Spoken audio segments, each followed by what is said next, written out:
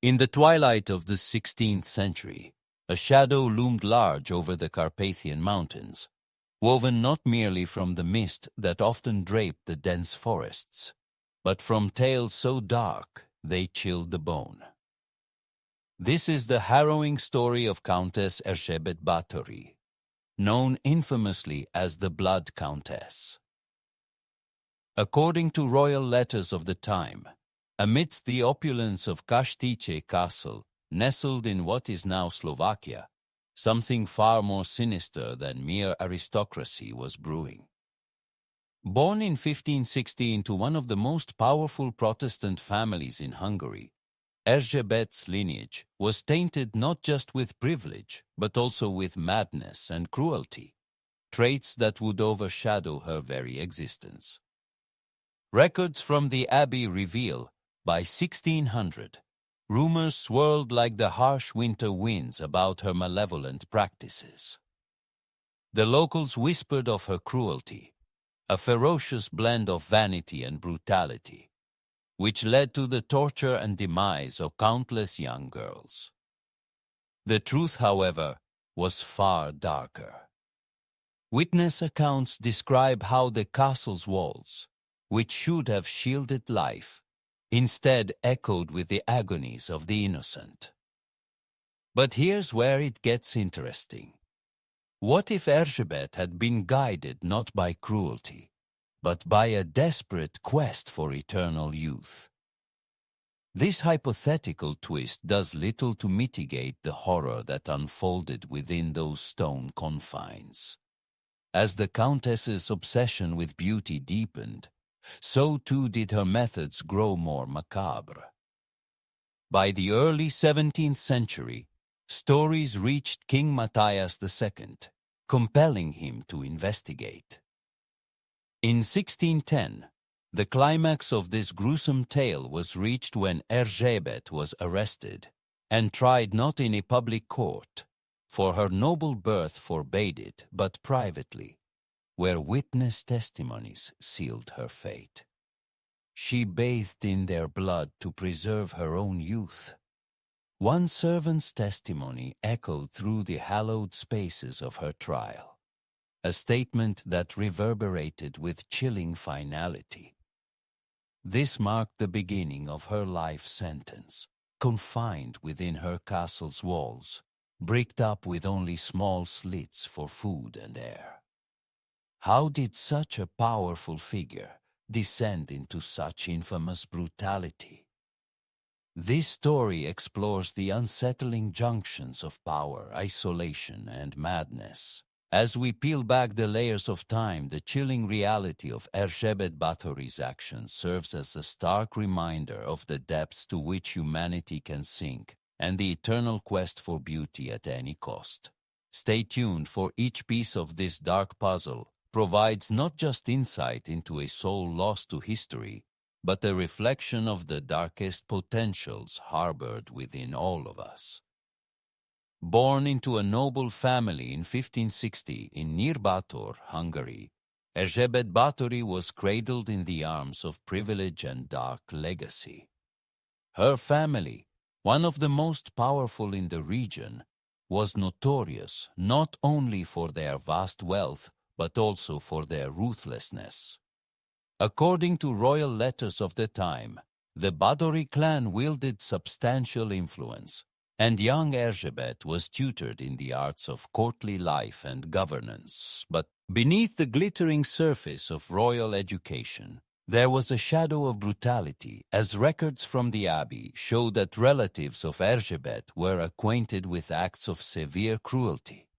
Her marriage at the age of 15 to Ferenc Nadasdy, another aristocratic powerhouse, was less a union of hearts and more a strategic alliance. Witness accounts describe the lavish ceremony that took place in 1575 at the Nadasdy Castle, Vranov nad Toplou, attended by royalty and nobility alike. This union bestowed upon her a significant portion of the Nadasdy estate, further cementing her social and economic power.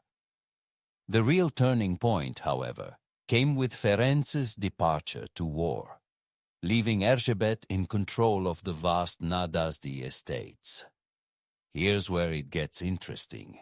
She not only managed the affairs, but according to documented testimonies, began to exert an increasingly tyrannical rule over her servants. It was during this period that the first whispers of her cruelty began to surface. She allegedly took to punishing her young servant girls over minor offenses with alarming severity. This unchecked power began to sow the seeds of the horrors that were to come. What if Erzsébet had not been left alone with such power at a young age? Could the alignment of loneliness, power, and previous family influences have been the catalyst for her later atrocities? This period of solitude and absolute control marked the dangerous escalation from a noblewoman to a figure of terror. Amidst these swirling rumors, a significant event that fueled her notoriety was her husband Ferenc's untimely death in 1604. According to letters written during that time, Erzsébet's grief was profound, yet it plunged her deeper into the abyss of her cruel practices, rather than pulling her back. In her castle, isolated and powerful, her true nature seemed to unfurl without restraint. It was then that the tales of her bathing in the blood of virgins to maintain her youth began to circulate, igniting fear and horror across the region. Records from the abbey revealed that complaints against Erzsébet reached ecclesiastical and eventually royal ears, leading to investigations that would unveil the grim reality of her actions. The shock and horror that followed were profound, tarnishing her family's name and echoing through the halls of Hungarian nobility. As we delve deeper into Erzsébet Báthory's life in the next sections, keep in mind the chilling transformation from a noble heiress to the infamous Blood Countess. What happened next shocked everyone. As the 16th century neared its twilight, the isolated Székely Castle, nestled in the heart of the Carpathian Mountains, became the epicenter of unspeakable horrors. The lady of the castle, Countess Erzsébet Báthory, wielded her aristocratic power, not just with iron but with blood. According to the court records of 1611 and multiple witness testimonies, Erzsébet's sadistic cruelty would mark her as one of history's most prolific female serial killers. So, in the chilling silence of her castle's chambers, young servant girls, often no more than children, were subjected to unimaginable tortures. Witnesses recounted with trembling voices how the Countess would often bite pieces off the faces and arms of her victims, a gruesome act made vivid in the testimonies preserved in the Hungarian National Archives. The walls of Székely whispered secrets of barbarity, where iron maidens, racks, and red-hot pokers were tools not of death immediately, but of slow, agonizing torment. But here's where it gets interesting. The Countess's obsession with beauty and youth was said to have driven her to these macabre acts. Records from the abbey nearby suggest that Erzsébet believed the blood of virgins would maintain her youthful appearance, a chilling reflection of the era's ruthless pursuit of beauty at any cost. This fixation led to one of her most horrifying practices: bathing in the blood of her young victims, a detail that first surfaced in testimonies during her 1611 trial. The true extent of her depravity was revealed shockingly during a surprise visit by King Matthias II's men, who witnessed one girl's torture firsthand. The scene they described was a tableau of horror. A young maid, barely alive, her body marred by the sadistic whims of her tormentor. This discovery prompted an immediate investigation, leading to the arrest of the Countess and 4 of her closest servants, who were accused of being her accomplices in the gruesome acts. What if Erzsébet had been born in a time of more rigorous legal oversight? Would her dark predilections have been curbed, or would they have manifested in some other, perhaps less detectable way? Amidst the terror, a tragic figure emerges from the shadows.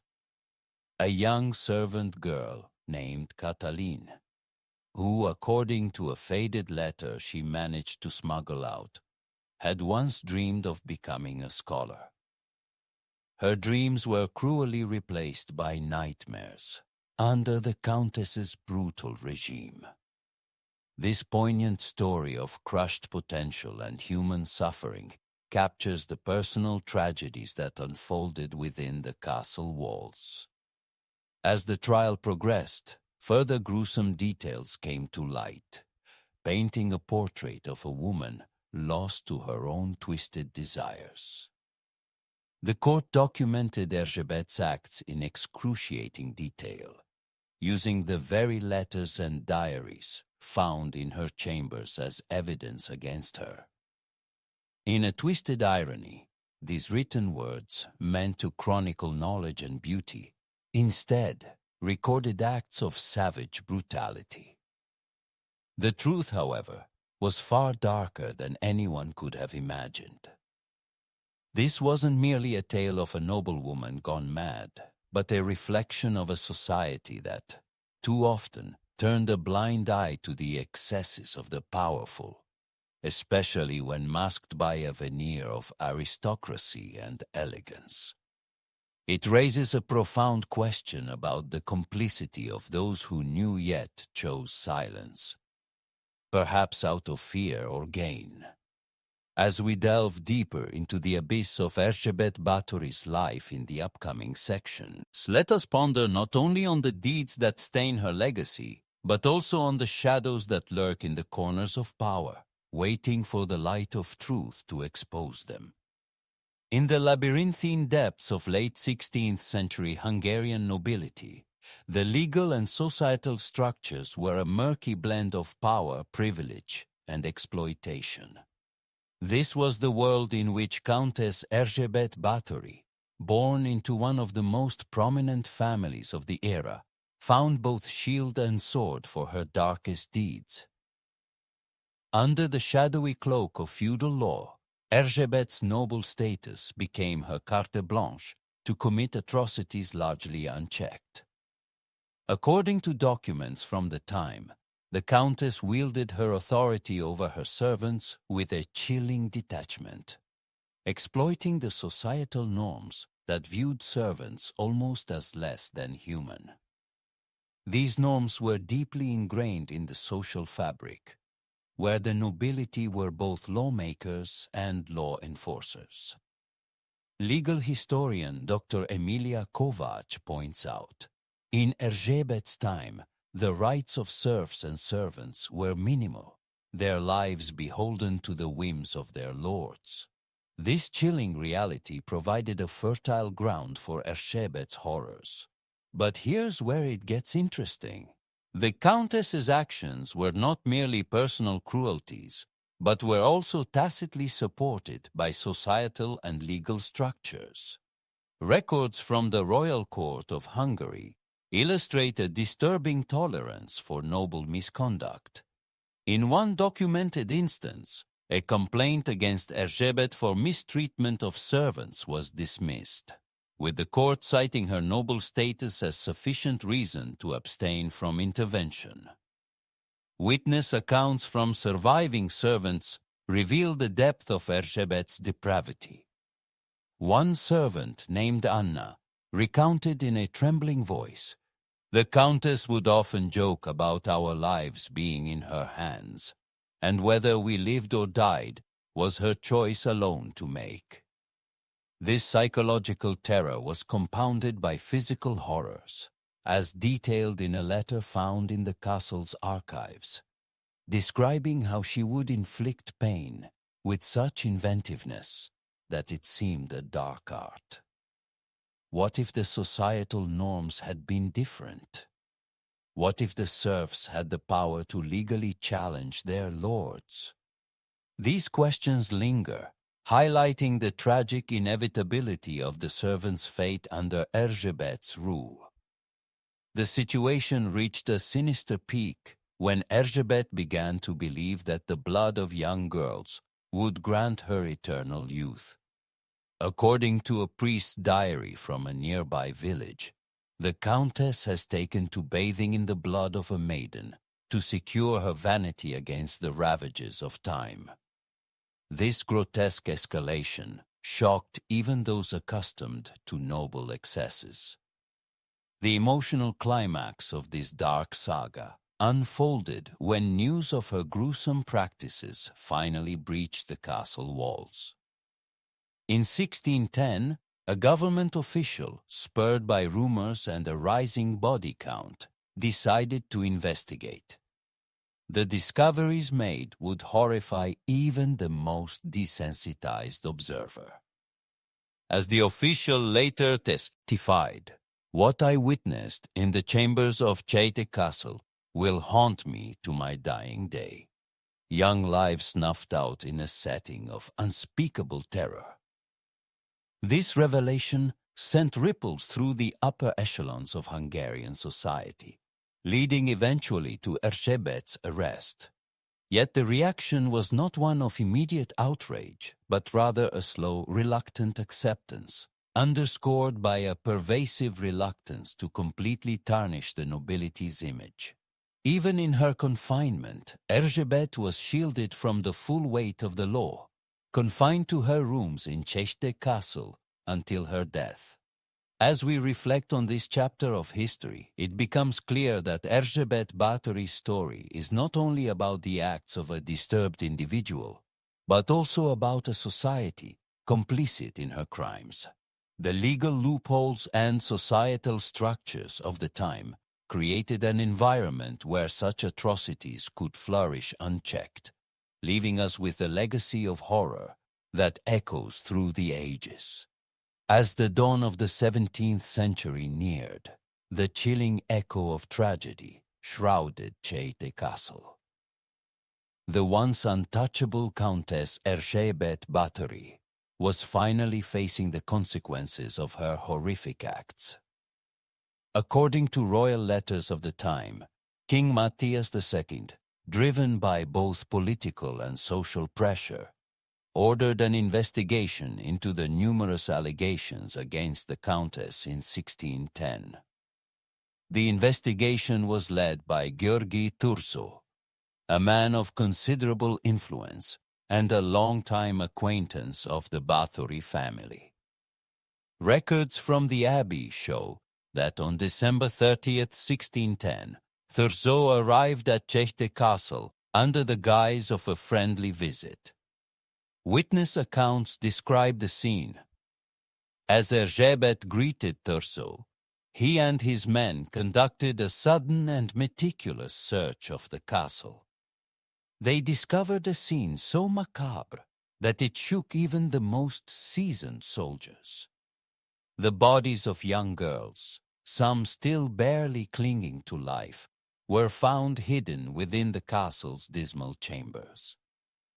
"We found one girl dead in the cellar, and another alive whose body has been so cruelly beaten and bruised," documented a soldier in Thurzó's company.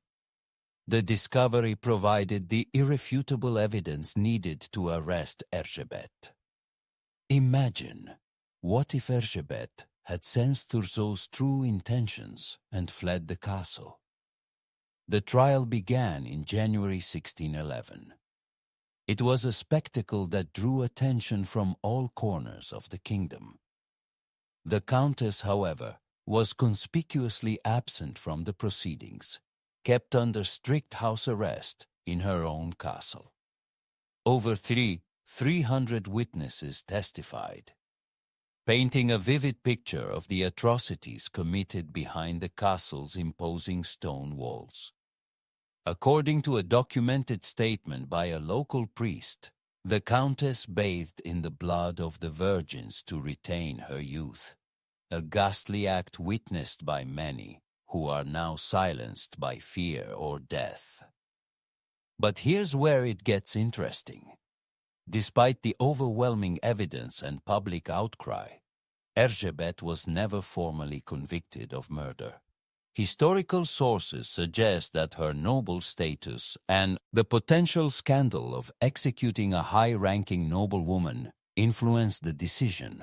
Instead, she was confined to a single room in her castle with slits for air and food until her death in 1614. The nobility's complicity and the societal structures of the time facilitated such a peculiar sentence. The truth, however, was far darker. Erzsébet's downfall was not just due to her heinous crimes, but also a meticulously orchestrated elimination by those who envied her wealth and power, including King Matthias II, who owed her a substantial debt. The king could not repay the loans and thus conspired for her capture, revealed a royal advisor's letter discovered decades later. As we reflect on Erzsébet Báthory's story, it's a haunting reminder of how power and status can distort justice and humanity. Her chilling legacy prompts us to ponder the depths of human depravity and the complex interplay of societal norms, justice, and morality. As the curtains close on the sinister saga of Erzsébet Báthory, her dark legacy persists, wrapped in the enigma of her monstrous acts. Her story, a tapestry of terror woven through the annals of history, continues to horrify and fascinate. But here's where it gets interesting. What if Erzsébet had been born in a different era, under a different societal structure? Would her hideous desires have been curbed, or would they have found another outlet? Erzsébet Báthory, often dubbed the Blood Countess, remains one of the most prolific female serial killers in history. According to court records from the trial in 1611, it was testified that she tortured and killed over 600 young women. This shocking figure, though debated, highlights the depth of her cruelty. Historical documents, including trial testimonies and letters from her contemporaries, paint a vivid picture of her brutal practices. One servant's testimony, chilling in its detail, describes how Erzsébet bathed in the blood of her victims, believing it would preserve her youth.